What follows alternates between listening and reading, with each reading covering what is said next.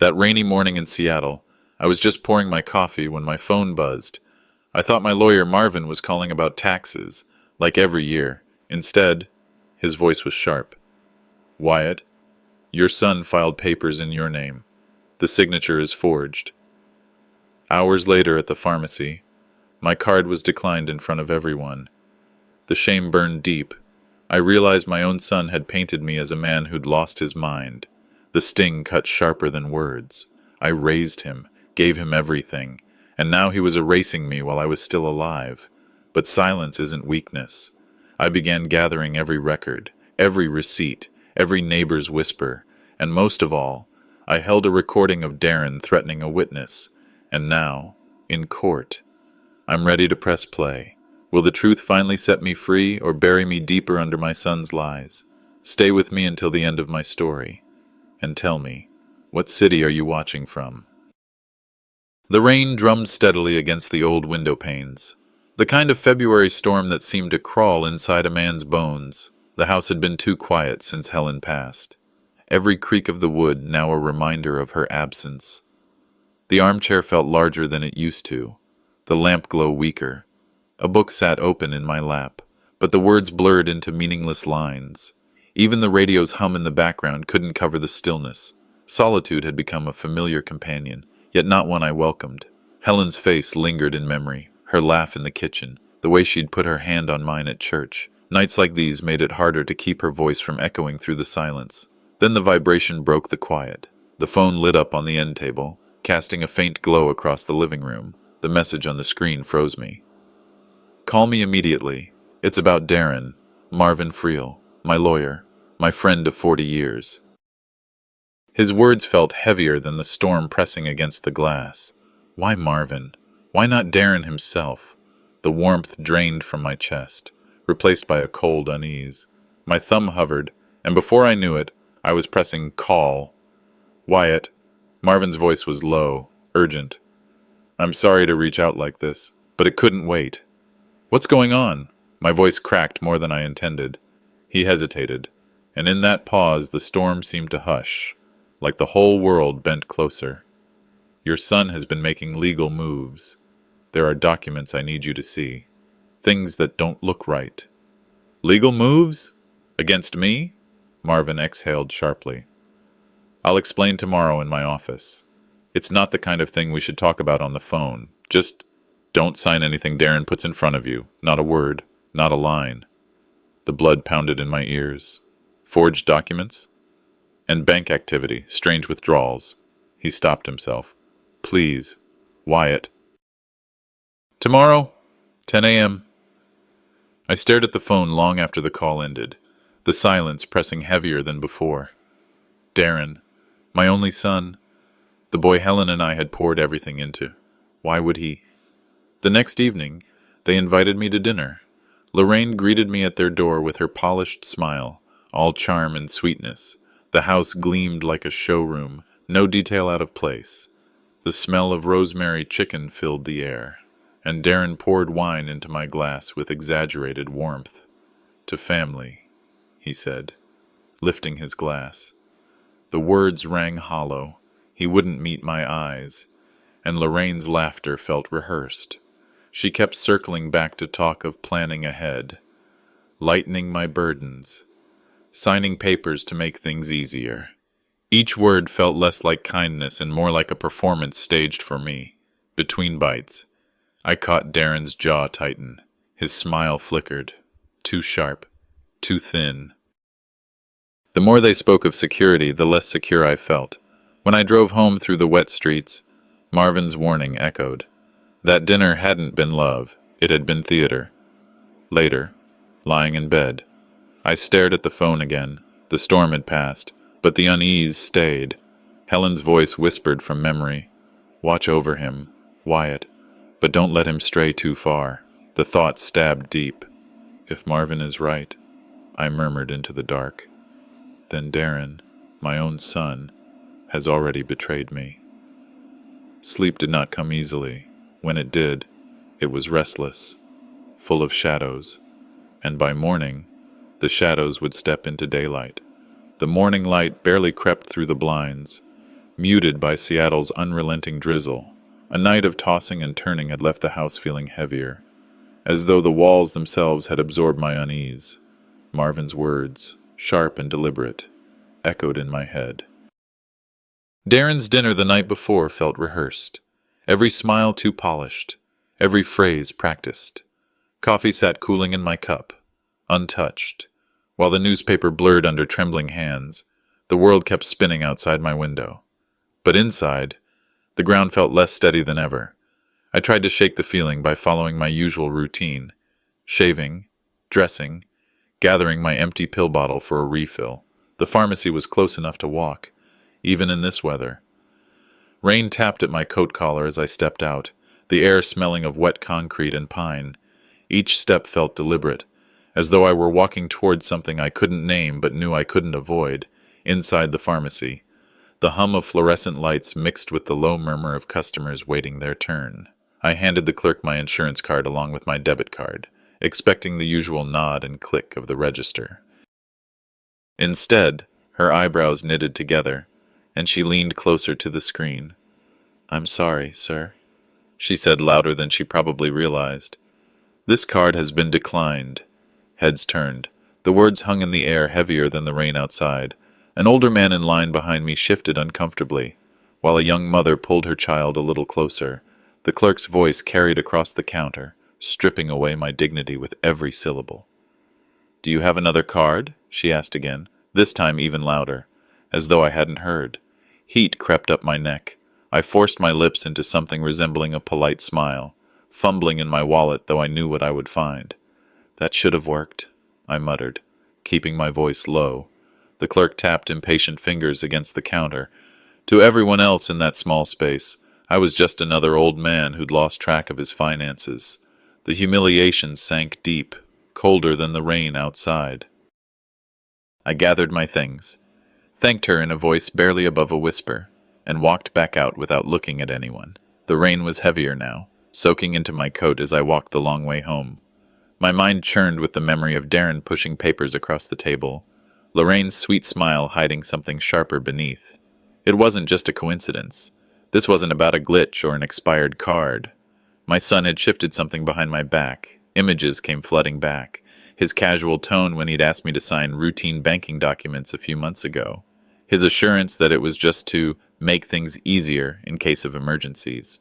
At the time, it felt like a gesture of trust, of family responsibility.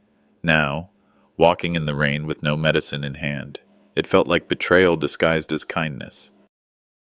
Back in the quiet of the house, water dripping from my coat onto the hardwood floor, I whispered to the empty room, "This is no accident."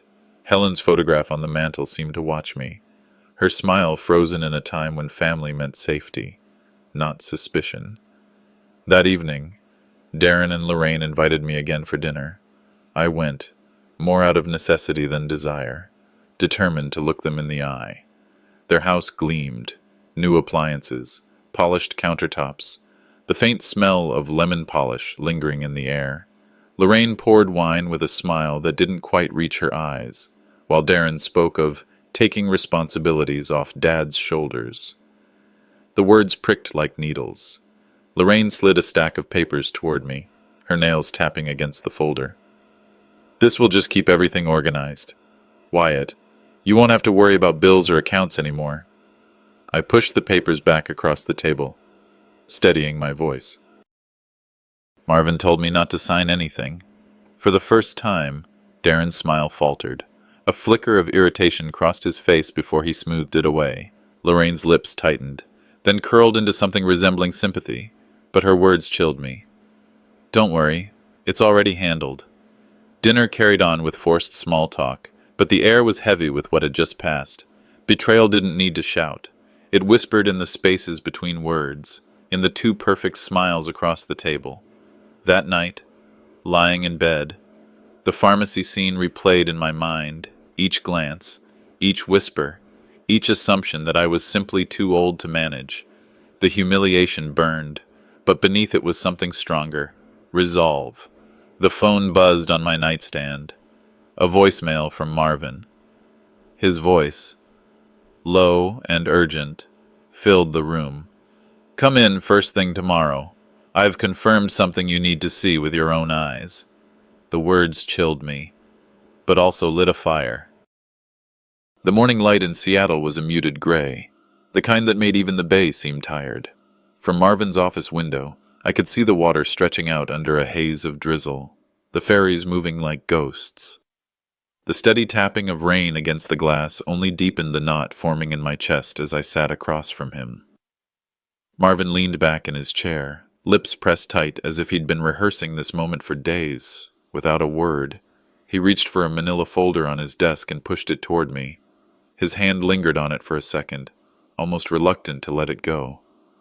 "Wyatt," he said quietly, "I need you to look at these."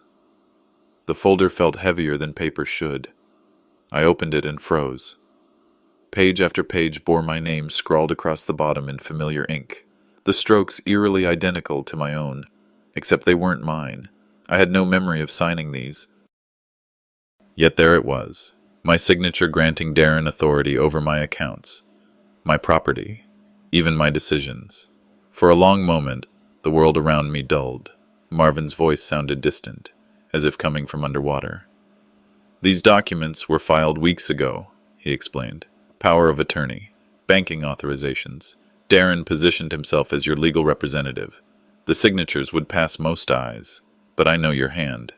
And this isn't yours." Shock numbed me at first, then burned into fear.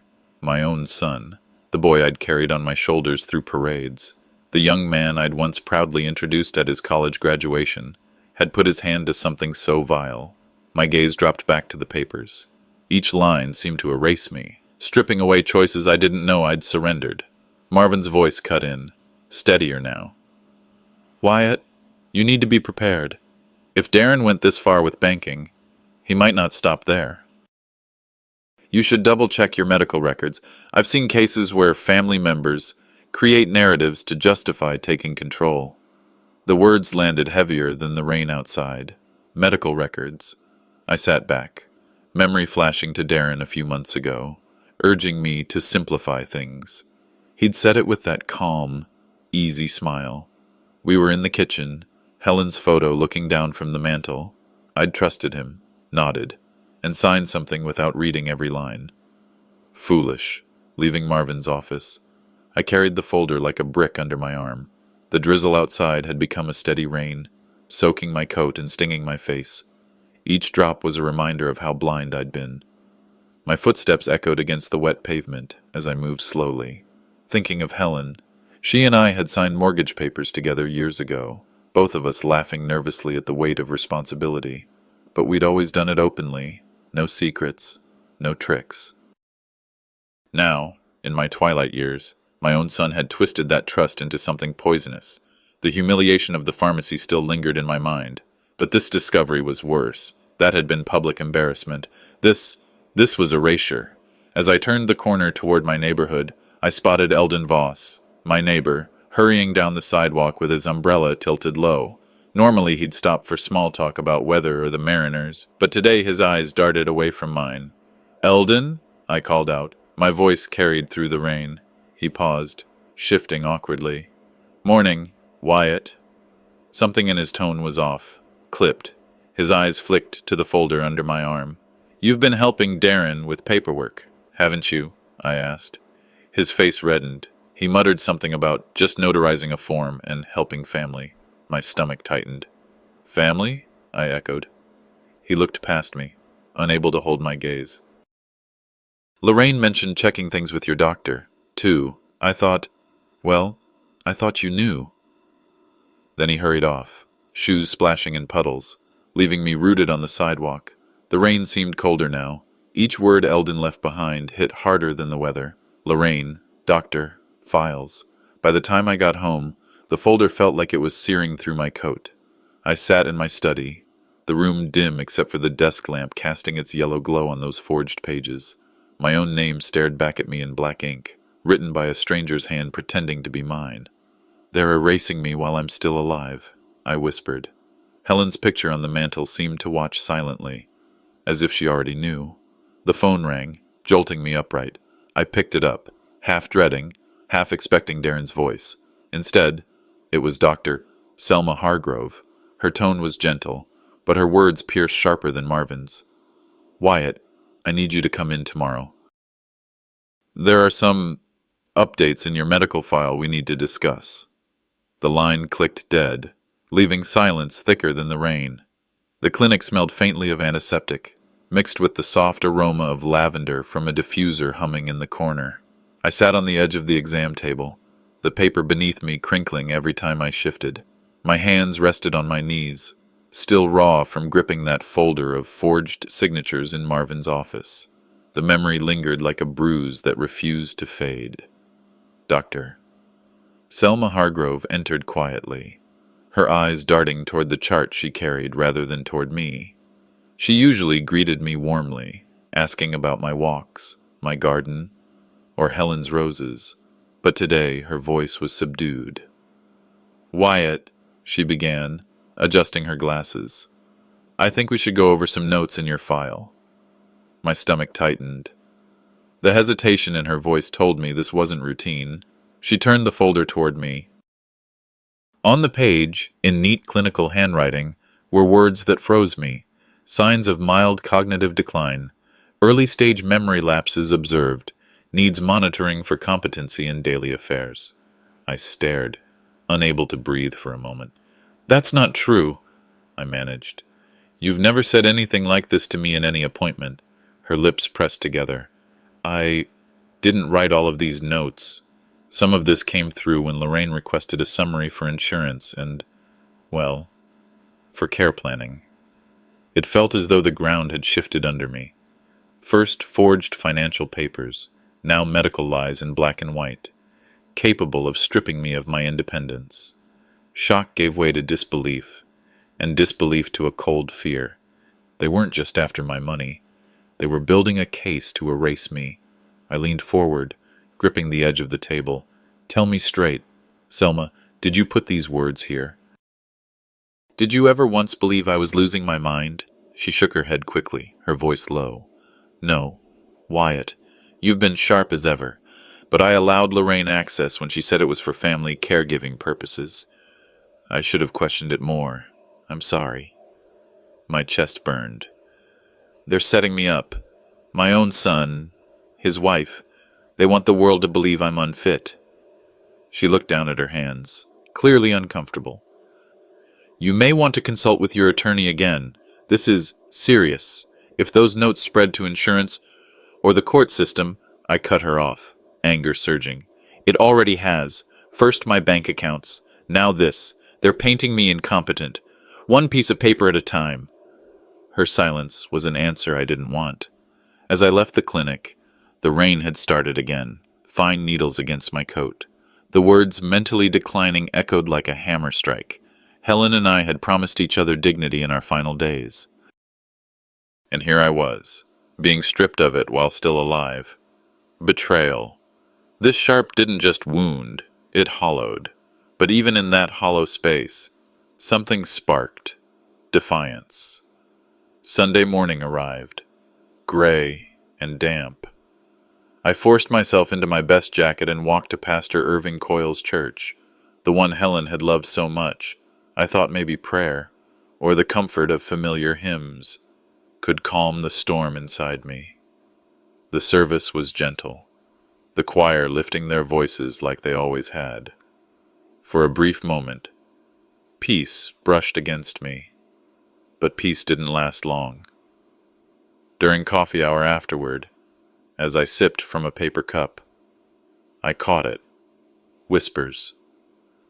A cluster of parishioners stood near the pastry table. One leaned close to another, murmuring words I wasn't meant to hear. Darren says his dad isn't well, a woman said softly. They're helping him transition.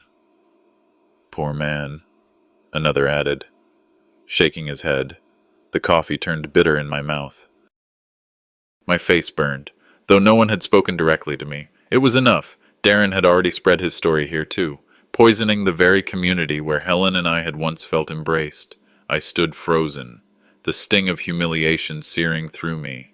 They weren't seeing me anymore. They were seeing the caricature Darren painted, A fading old man needing to be managed. It was a lie.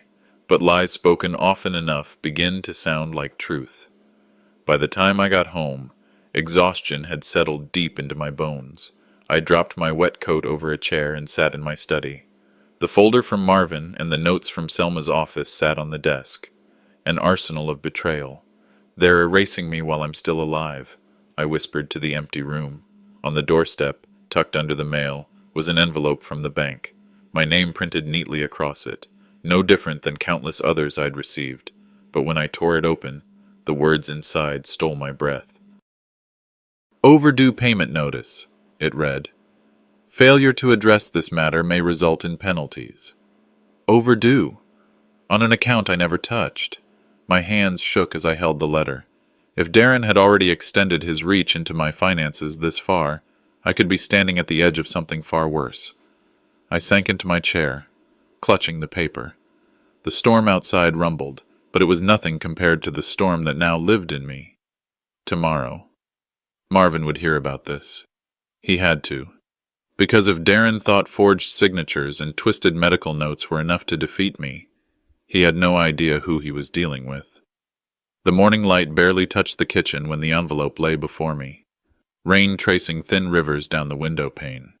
The paper felt heavier than it should, as though it carried all the dread I had tried to push aside. For a moment, it was easier to leave it sealed, to pretend it was just another bank statement. But the weight of Marvin's warnings pressed against my chest, and with shaking fingers, I tore it open. The words blurred at first. Overdue payments, withdrawals, accounts opened in my name, drained without my knowledge. Each line felt like a slap. It wasn't carelessness, it was deliberate. Someone moving pieces behind my back. Darren's hand was all over it. The same son I once drove to school every morning now seemed determined to dismantle what I had built. Fear cut through me sharper than the rain outside. At 74, with no steady income, what safety did I have left if my accounts were empty? Betrayal tasted bitter in my throat, but beneath it burned a rage I hadn't felt in years. I reached for the phone and dialed Marvin's office. His voice came through steady, a kind of anchor I desperately needed.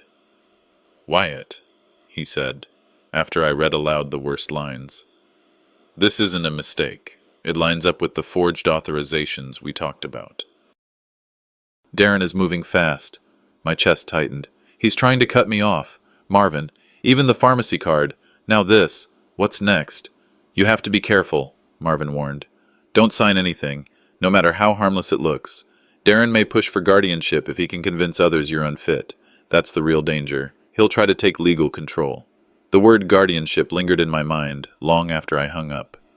To be declared incapable. To have decisions stripped away as though I were already gone. That was worse than losing money. That was losing myself. That evening, I accepted Darren and Lorraine's invitation to dinner. I knew what awaited, but part of me wanted to see their faces, to test the weight of Marvin's warnings against their smiles. Their home looked polished as always, the smell of roast chicken hanging heavy in the air. Lorraine set the table with a bright smile, one that never touched her eyes.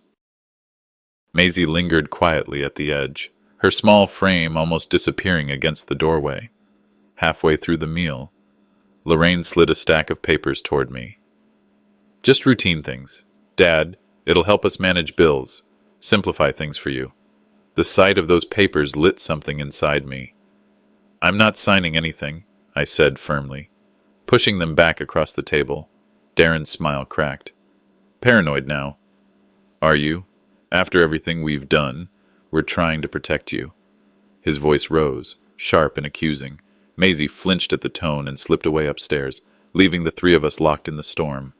Lorraine's eyes turned cold. "Maybe you need protecting from yourself," she said softly, the words cutting deeper than if she had shouted.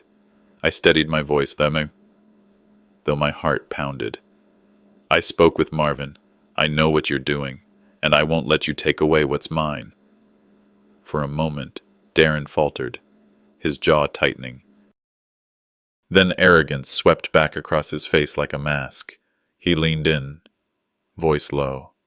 "Then you've already lost, Dad." I left the table soon after, the clatter of cutlery still ringing in my ears. The night air bit at my skin as I walked home, but the cold could not chill the fire in my chest. They thought fear would silence me, but every betrayal carved out a harder resolve. The porch light glowed faintly when I returned, and there, waiting in the shadows, was Eldon Voss. My neighbor shifted uneasily, holding an envelope in his hands. "Wyatt," he muttered, eyes darting away. "Darren asked me to witness these. I didn't know it would come to this." The envelope trembled as he passed it to me, and in that moment, I knew Darren's web reached further than I imagined. The rain hadn't let up when Eldon sat hunched on my couch, his damp coat dripping onto the rug Helen had picked out years ago. His hands fidgeted with the brim of his cap, twisting it over and over, eyes fixed on the floor instead of me. For a man who prided himself on being straightforward, his silence weighed heavier than words. Finally, in a low voice, he admitted Darren had asked him to sign witness papers. He hadn't read them, only trusted the explanation that it was routine, something about helping me with my affairs. When the word slipped out, guardianship, it struck like a bell inside my chest. Guardianship, not a suggestion, not a concern, but a plan. Eldon said Darren had tossed the term around casually, but there was nothing casual in the way his voice broke when he realized what it meant. Betrayal from a neighbor could be forgiven. Betrayal from a son could not. Sleep never came. I stared out the window at the rain streaking down the glass, gripping the folder Marvin had given me days earlier. If Darren had already lined up witnesses, then my dignity wasn't just threatened, it was being filed away in triplicate. At dawn, I dialed Marvin. He arrived with his leather briefcase, shoulders hunched from years of carrying other people's battles. He laid out documents on my table, his finger pressing on each point as if to keep me grounded. "This is how it works," he explained, voice steady but heavy. "They'll claim you're unfit, financially, mentally, maybe even physically. They'll present the forged papers, medical notes, and witness statements. Then they'll argue the court should appoint Darren as guardian." The words settled into the room like a verdict already passed. Marvin met my eyes and didn't soften the blow. They want control. Wyatt, not care. I felt stripped bare. Every memory of raising Darren, his baseball games, late nights studying, the first time I handed him car keys, rose up only to crash into this reality. He wasn't protecting me. He was burying me alive while I could still breathe. Yet somewhere under the fear, defiance stirred. If they thought old age meant surrender, they hadn't counted on the years that had taught me resilience. Later that morning, the doorbell rang.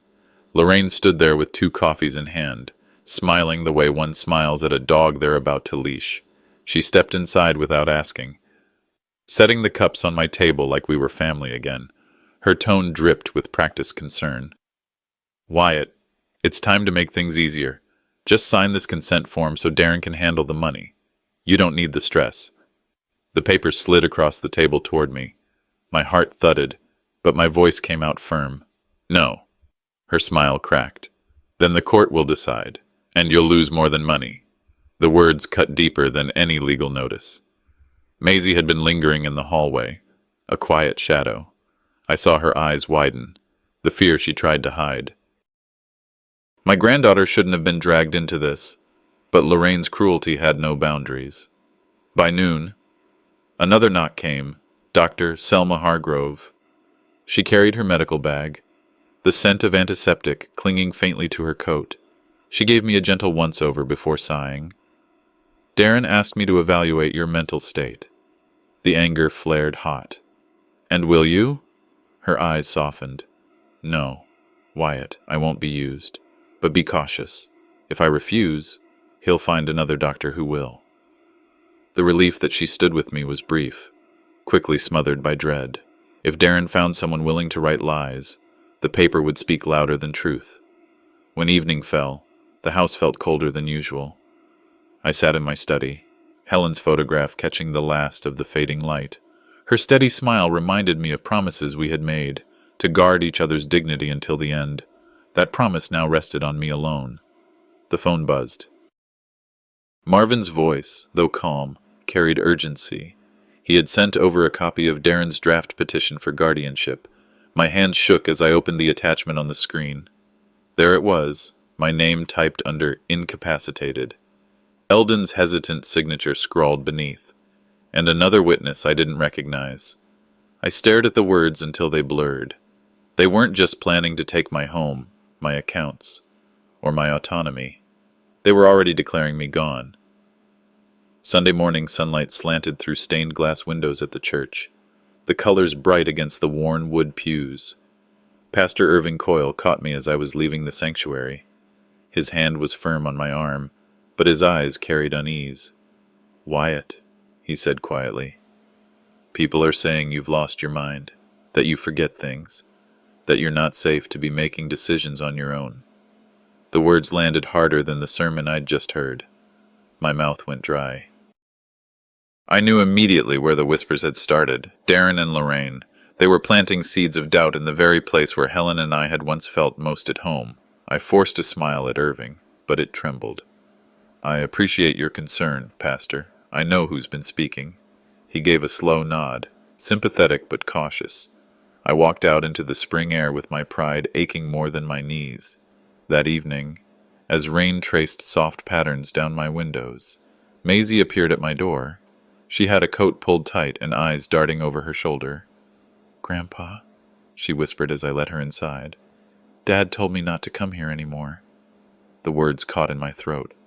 "Why? Sweetheart?" She looked down at her shoes. "He said, people think you're not safe, that I shouldn't be alone with you." My chest burned hotter than any fever. To drag me through the mud was one thing. To tell my granddaughter I was dangerous was another. I pulled her close, smelling the faint scent of her shampoo, and promised, "You're always safe with me. Don't you ever forget that." Maisie clung tighter, silent but shaking. The innocence in her silence cut deeper than any insult. 2 nights later, at a neighborhood gathering in Eldon Voss's backyard, the betrayal became public. The fire pit glowed, casting orange light over familiar faces. Eldon cleared his throat, glancing at me before saying, "You know, Wyatt's been forgetting things. Maybe he doesn't remember everything the way it happened." A few neighbors shifted uncomfortably. Some nodded. My face heated, humiliation pricking every pore. I stood, fists clenched at my sides, but knew that defending myself too loudly would only feed their narrative. Across the circle, Clara Dufresne caught my eye. She gave the faintest shake of her head, then a small, deliberate nod, as if to say she didn't believe the lies. It was the only kindness in a night that otherwise hollowed me out. Back home, I pulled out a yellow legal pad and began writing. Every detail mattered now. Marvin's warnings, the forged papers, Lorraine's visits, Darren's accusations. I kept the stack neat in a folder. They could try to paint me senile, but I would leave a trail of truth strong enough for anyone to follow. "If they want to bury me alive," I muttered to the quiet house, "they'll have to dig their own graves first." The words steadied me. Resolve began to replace despair. Later that night, as the rain picked up, I heard the faint scrape of paper at my door. An envelope, no stamp, no return address.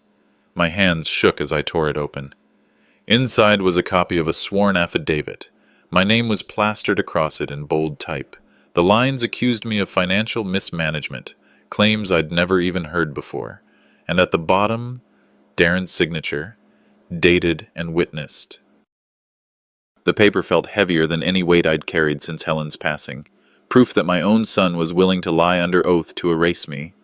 I sat at the kitchen table with the affidavit spread out, rain drumming harder against the glass.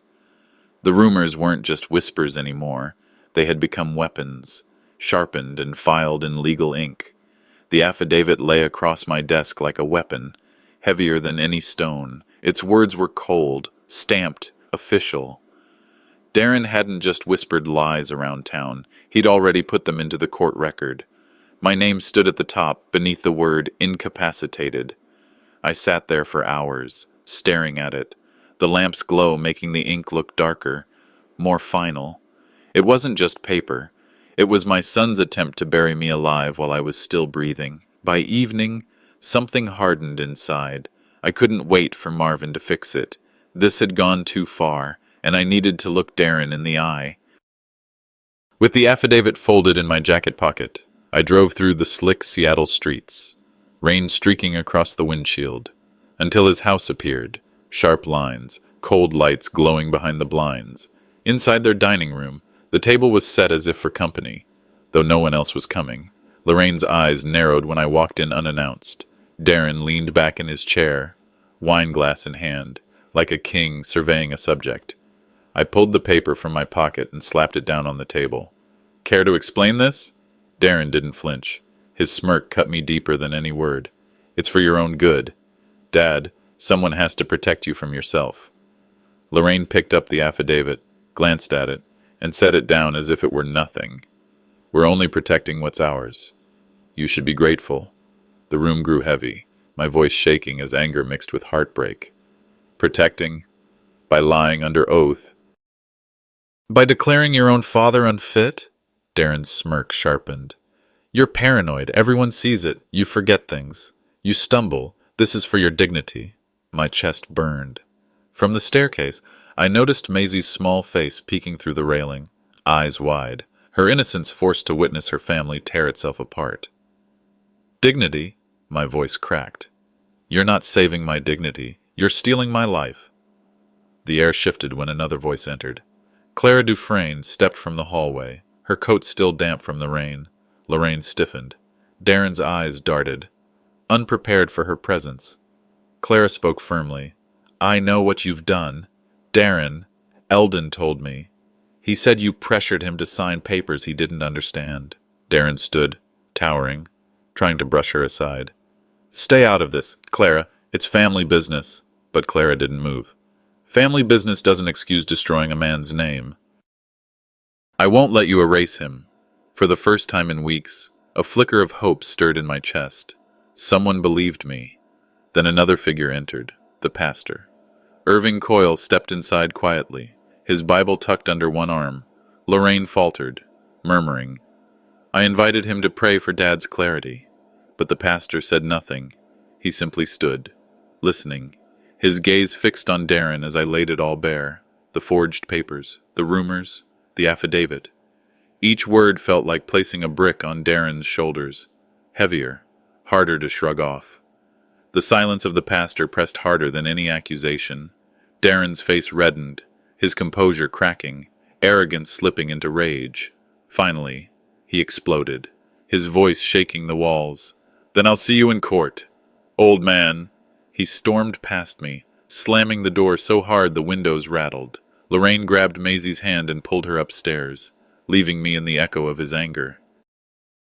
I stood there trembling, clutching the affidavit to my chest. The threat still rang in my ears, louder than the rain outside. See you in court. That night, back in my cold, quiet house, I knew the war had begun. Sunday morning arrived with gray skies that matched the heaviness in my chest. At church, I slid into my usual pew near the back, the one Helen and I had claimed for decades. This time, though, it felt colder, emptier. Families who once smiled and greeted me with warmth avoided my row, choosing seats farther away. A few nodded politely, but the space they left between us was louder than any words. Pastor Irving stepped up to the pulpit, his sermon carrying a sharper edge than usual. Beware of false witness, he said, his eyes sweeping over the congregation. For lies corrode the soul and divide families. His words should have comforted me, but instead they landed like stones. Some people glanced my way, others kept their heads down. The divide was clear. Darren's lies were working. He hadn't just gone after my bank account or my medical file. He had poisoned my name. The service ended, and I moved slowly toward the exit, prepared for another wave of silence. That's when Clara Dufresne appeared beside me. She was steady, kind, her voice low but firm. Wyatt, don't let this crush you, she said. I know what Darren did. Eldon told me everything. If it comes to court, I'll stand up and say so. Her words were a lifeline, small but strong. For the first time in days, hope flickered. Yet even with her courage, I knew testimony alone might not repair the damage Darren had sown. Lies had a way of spreading faster than truth. That afternoon, the sound of hurried footsteps startled me. Maisie slipped through my back door, her small face streaked with tears. "Grandpa," she whispered, "Mom told people at school you're senile and dangerous. Kids laughed at me. They said I shouldn't come here anymore." She collapsed into my arms, sobbing. My heart clenched harder than it had at any bank letter or forged document. They were tearing at her now, twisting the truth to isolate her from me. I stroked her hair, whispering, "You're safe with me. They can steal my dignity, but they'll never take yours. The truth will win. Maisie, I promise." Her trembling body against mine was enough fuel to turn sorrow into fire. By evening, I was at Marvin's office again. He listened intently as I handed him Clara's promise and Maisie's fears. He spread the forged affidavit across his desk, shaking his head. "Too many contradictions," he said, tapping the papers. "We'll use them. Darren's lies are unraveling faster than he realizes." He looked me straight in the eye. "But you must stay calm, Wyatt. The court will dismiss rage. It will listen to truth. That's your power." His words steadied me. This fight wasn't just about property anymore. It was about reclaiming my name, my dignity, and my granddaughter's trust. Back home, the house was silent. The kind of silence that usually gave me peace. Tonight, it pressed down on me like a weight. My phone buzzed, and I reached for it. A voicemail from Eldon Voss. His voice was low, trembling. "Wyatt, Darren came by. He said if I take back my signature, he'll make sure I regret it. I don't know what to do. I didn't know it would go this far." The message ended in a shaky breath. I sat frozen, the phone still in my hand. Darren's smear campaign was no longer whispers or papers. It had turned into threats, coercion. He was dragging everyone into his pit. And Eldon was just the latest casualty. My jaw tightened, the fire inside burning hotter. If my son wanted a war, he was about to see how a father fights when dignity and his granddaughter's future are on the line. The courthouse stood like a fortress against the gray Seattle sky. Early spring air carried a sharp bite, and every step up those stone stairs felt heavier than the last.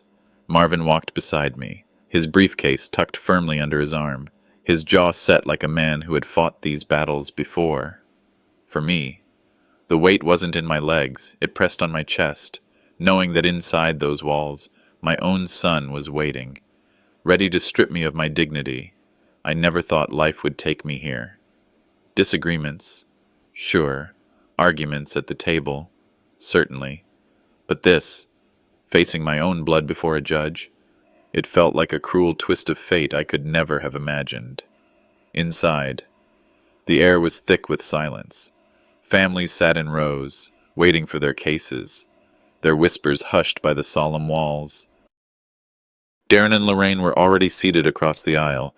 Lorraine's hand perched on Darren's arm like she was steadying him, but I knew who steadied whom. They looked polished, rehearsed, like actors stepping onto a stage. When the bailiff called our case, I stood. My hands didn't shake. If they wanted me to look frail, they weren't going to get the satisfaction today. Darren began first, his voice strong, his confidence dripping with every word. "My father can no longer manage his affairs," he declared, his eyes flicking toward me but never resting long. "He forgets bills. He's been reckless with money. We've had to step in, for his safety and for Maisie's safety." At the mention of Maisie, my heart clenched.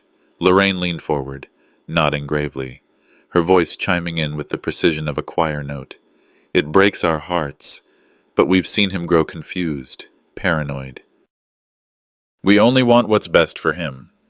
I sat still, my hands folded, listening as they twisted lies into stories that painted me as a danger to myself and others. The judge's eyes flicked between us, weighing every word. Then Darren played his trump card, or so he thought.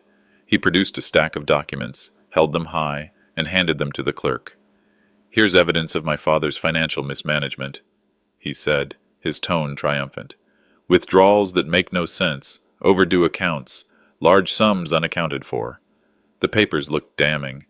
I felt the eyes of the courtroom on me, and for a moment the air seemed to thin, like I couldn't draw enough of it in.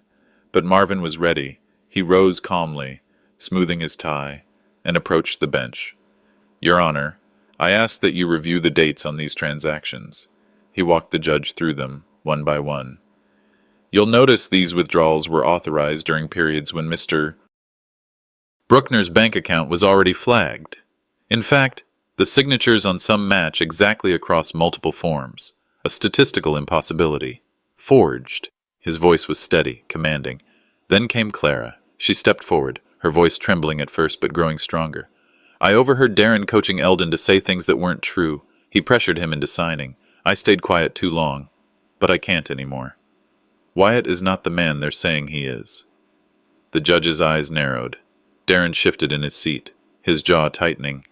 Lorraine's hand gripped his arm a little harder, her polished mask slipping just slightly. For the first time in weeks, I felt something stirring inside me that had been buried beneath fear. Vindication. Then Pastor Irving was called. His steady presence filled the room like a warm tide. He spoke slowly, deliberately. "I have known Wyatt Bruckner for decades. He has led Sunday school, volunteered his time, and cared for his community. His integrity is beyond reproach. To suggest otherwise," his gaze shifted toward Darren, "is a disservice not just to him, but to truth itself." Darren's composure cracked. A bead of sweat rolled down his temple. His voice, once polished, grew sharp. "You don't know what you're talking about," he snapped. But Marvin wasn't done. He turned toward the judge. "Your Honor, I request Eldon Voss be called to testify under oath. His signature appears on several of these documents. The court deserves to hear how those signatures came to be." The air in the courtroom tightened. Darren's face drained of color. Lorraine stiffened, her lips pressed thin. The judge nodded slowly. "Mr. Voss will be called."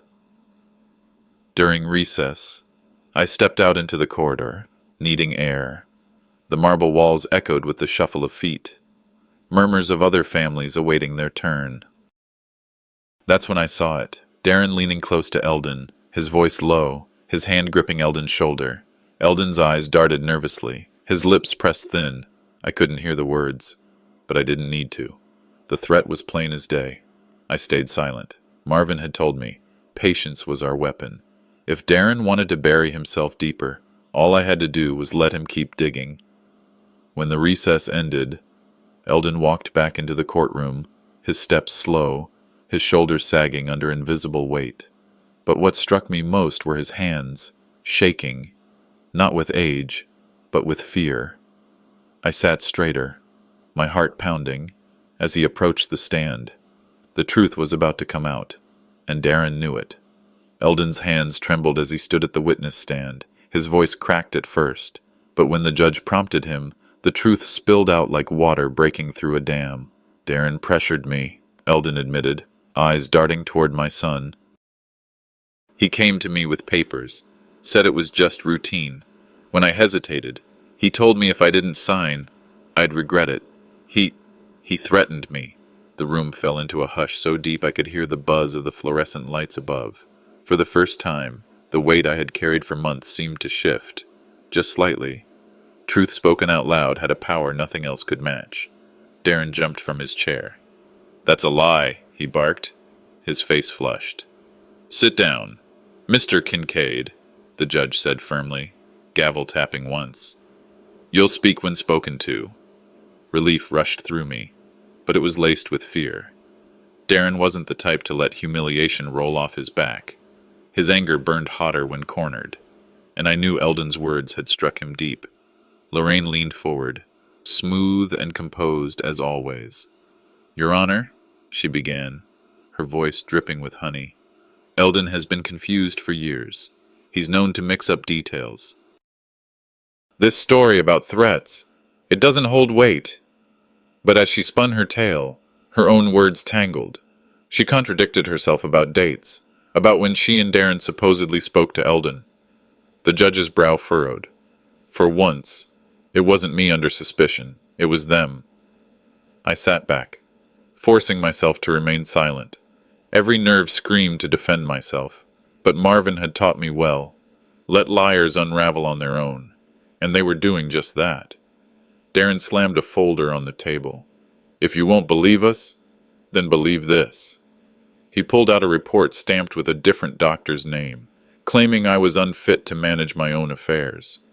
His voice rose with confidence again as he waved it toward the judge, but before the judge could even glance at it, Dr. Selma Hargrove stood. That report is fabricated, she said firmly. All eyes turned to her. I know the physician whose name is on it. He would never write this. The wording doesn't match his style. This was tampered with. The silence that followed was deafening. Darren's jaw worked furiously, like he was trying to chew through his own lies. Mr. Kincaid, the judge said slowly, voice laced with warning, you are dangerously close to perjury. This court will not tolerate manipulation of evidence. Lorraine's face paled. Darren tried to speak again, but the judge cut him off. Sit down, both of you. Marvin rose calmly. Your Honor, I move that this petition for guardianship be struck from the record. It is built on fabricated evidence, coerced witnesses, and falsehoods that have now been laid bare. The judge tapped the gavel again, thoughtful. Motion noted. A ruling will be made shortly.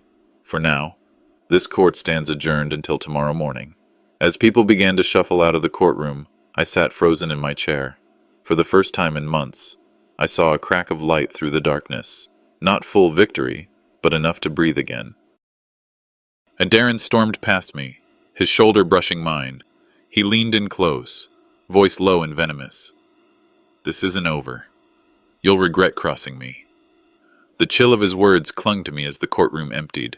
My name might be clearing in the eyes of the law, but at home, in the shadows, Darren's fury was only beginning to boil. The courtroom was hushed, the kind of silence that feels heavy, like a storm gathering before it breaks. Eldon Voss stood at the witness stand, his hands trembling not from age but from fear.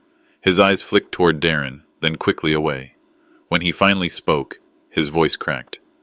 Darren pressured me, he confessed. He told me if I didn't sign those witness papers, he'd ruin me.